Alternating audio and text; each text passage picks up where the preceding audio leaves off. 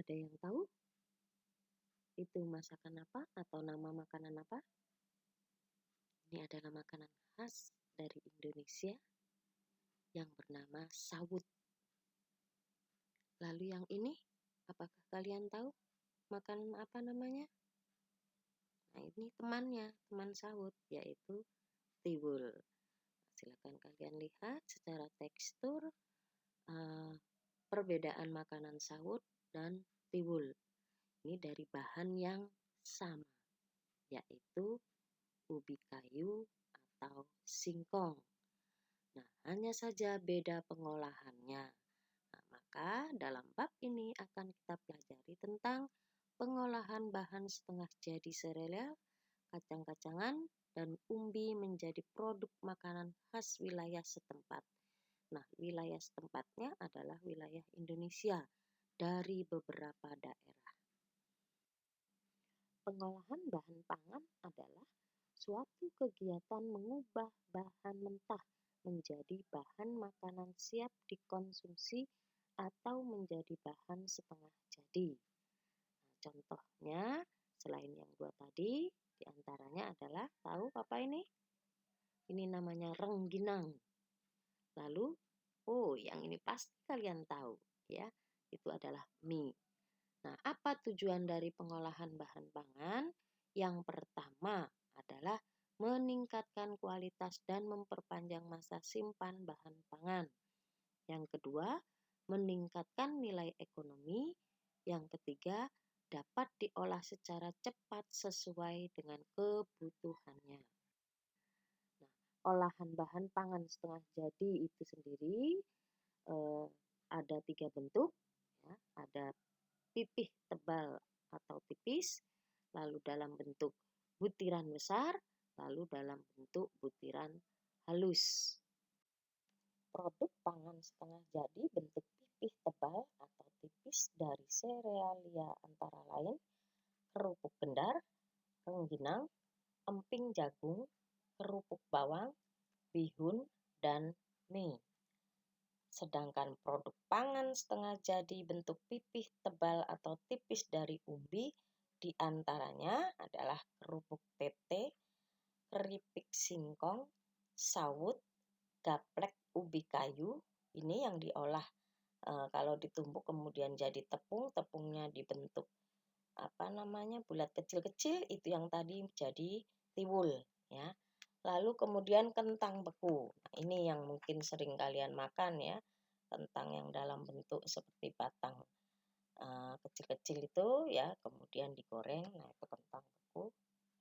Lalu contoh lainnya adalah dari produk olahan pangan setengah jadi bentuk pipih tebal atau tipis, itu adalah itu gambarnya yang namanya kerupuk kendar, lalu kemudian rengginang, ya, berurutan itu, kemudian kerupuk tete dan keripik tempe. Bisa kalian lihat gambar-gambarnya, Ibu yakin kalian pernah makan minimalnya, ya, walaupun mungkin ada yang tidak sering. Lalu kemudian Ibu tertarik dengan yang tadi namanya kerupuk atau keripik tete. Itu terbuat dari singkong yang direbus, kemudian diolah dengan cara yang unik, yaitu ditumbuk di atas batu panjang, lalu diberi nama tete, itu dari bahasa Madura. Nah, berarti makanan ini berasal dari Madura, ya, karena proses pembuatan kerupuk ini dipipihkan, yakni ditumbuk di atas batu dan diberi bumbu penyedap, yaitu campuran antara garam dan bawang putih. Nah, tumbukan singkong yang sudah pipih selanjutnya dijemur di bawah terik matahari hingga kering, lalu baru digoreng hingga matang. Nah, kalau di Madura itu biasanya dimakan dengan ada bumbunya seperti itu, ya. Jadi dicelupkan lalu kemudian baru dimakan atau diolesi sedikit, ya. Kalau di kita pempek, ya.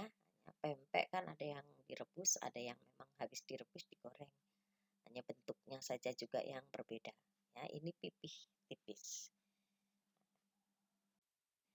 Yang berikutnya adalah olahan pangan setengah jadi dengan bentuk butiran besar dari bahan serealia adalah beras instan, beras jagung, jagung pipil kering dan beku, aneka butiran oat, aneka pasta, lalu beras atau biji sorghum. Jika diolah menjadi makanan khas Indonesia dengan teknik dikukus atau direbus. Contohnya, ya, itu ada gambarnya, ya. Jadi ada yang disebut jagung grontol, itu ya, kemudian ada yang disebut nasi jagung, itu yang bentuk tumpeng itu, ya, itu adalah nasi jagung, ya. Butirannya memang tidak sebesar jagung-jagung, ya, karena ini diolah dari jagung itu ditumbuk dulu, ya, ditumbuk, lalu kemudian diayak, diambil butiran-butiran yang agak kasarnya, ya, lalu dikukus. Nah, jadilah nasi jagung.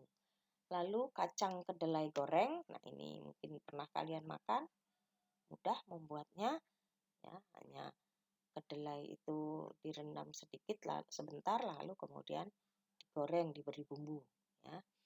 Kemudian biskuit. Nah, ini juga mungkin pernah kalian makan, ya, biskuit dari serealia. Lalu olahan pangan setengah jadi dalam bentuk halus. Nah, ini biasanya semuanya dalam bentuk tepung. Ya, jadi beragam tepung dari serealia, kemudian kacang-kacangan, dan umbi itu dapat diolah menjadi berbagai produk makanan khas Indonesia. Ya, banyak sekali ini ya produknya kalau yang dari tepung. Nah, ini Ibu beri contoh beberapa, ya. Lalu nanti silahkan kalian selebihnya bisa browsing di internet, ya. Contohnya adalah jenang, ini berasal dari Magelang, lalu bakpia patok itu dari Jogja, kemudian aneka kue, contohnya klepon itu dari Jawa, dadar gulung dari Bandung, nagasari dari Rembang, dan lain-lain. Banyak sekali ya kalau Ibu browsing di internet itu. Nah, sedangkan makanan khas dari tempat kita adalah Palembang yang berasal dari bahan tepung serealia adalah gandus, citrek, ulen-ulen, engkak ketan, ya, engkak ketan rasa duren, kemudian mungkin ada rasa lain, itu tinggal divariasikan, ya. Kemudian kue talam dan lain-lain masih banyak sekali, ya. Jadi boleh silakan kalian browsing di internet. Nah, ini contoh-contoh dari bentuknya, ya, dari olahan tepung, ya, tepung dari serealia, kacang-kacangan, dan umbi. Nah, itu bisa, kalau untuk bentuk bisa divariasikan, ya, untuk penyajiannya juga begitu, itu di dalam bentuk tumpeng dan bentuk-bentuk lainnya, ya, untuk menarik saja, lebih menarik lagi, ya, penyajiannya. Nah, ini yang terkenal yaitu talam, ya, yang makanan khas Palembang. Lalu kalau Ibu simpulkan dari yang tadi, ya, berbagai macam olahannya, ya, ada beberapa teknik pengolahan yang digunakan untuk mengolah makanan tersebut. Di antaranya adalah teknik mengukus atau steaming. Adalah memasak bahan makanan dengan uap air mendidih. Jadi setelah air itu mendidih, baru kemudian di atas saringan atau sarangan panci itu baru kita letakkan olahan yang akan kita masak tadi, ya, yang akan kita kukus. Nah, itu contoh alat pengukusnya, ya. Kemudian yang berikutnya adalah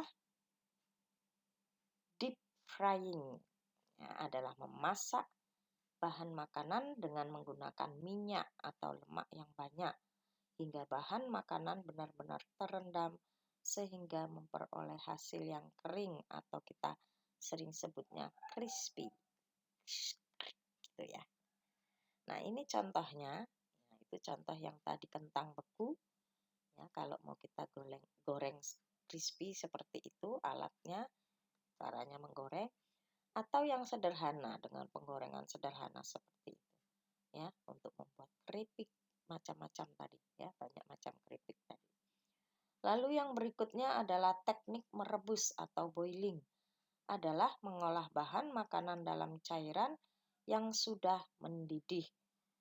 Ini contohnya, ya, contohnya merebus singkong tadi ya, yang mau dibuat tete. Itu caranya. Nah, lalu tahapan pengolahan itu sendiri, ya, Ibu mengingatkan kembali, tahapan pengolahan itu terdiri atas perencanaan, di mana di perencanaan itu kita mengidentifikasi kebutuhan, ya, sesuai dengan kondisi lingkungan, mungkin kelas, kelompok, atau keluarga saat ini. Kemudian ada ide gagasan di situ ya untuk mengolahnya seperti apa atau divariasikan menjadi produknya seperti apa atau yang apa ya. Kemudian ada ide gagasan juga di situ ya, membuat rencananya ya untuk mengolahnya. Lalu kemudian pelaksanaan atau pembuatannya terdiri atas persiapan dan proses pembuatan. Nah, ini proses pembuatan dari makanan-makanan tadi. Kalau kalian banyak belum tahu, sekarang mudah. Kalian cari saja browsing di internet, ya. Akan banyak di situ nanti keluar cara-caranya. Nah, di buku pelajaran itu juga ada, ya. Silahkan kalian baca tentang membuat mie Aceh, ya. Lalu kemudian penyajian atau pengemasannya terdiri atas wadah penyajian dan estetikanya. Estetikanya itu keindahannya, kecantikannya, ya. Kemudian wadah kemasan, estetika, dan kesehatannya. Nah, di sini meliputi kebersihannya itu seperti apa, ya, agar makanan itu saat kita santap itu tetap menjadi makanan yang menyehatkan. Lalu evaluasi, merasakan hasil. Setelah merasakan hasil bagaimana? Apakah sudah enak, cukup lezat, atau lezat sekali? Nah, kalau memang ada yang kurang atau belum pas ya rasanya, silahkan dilakukan perbaikan ya, untuk pembuatan berikutnya.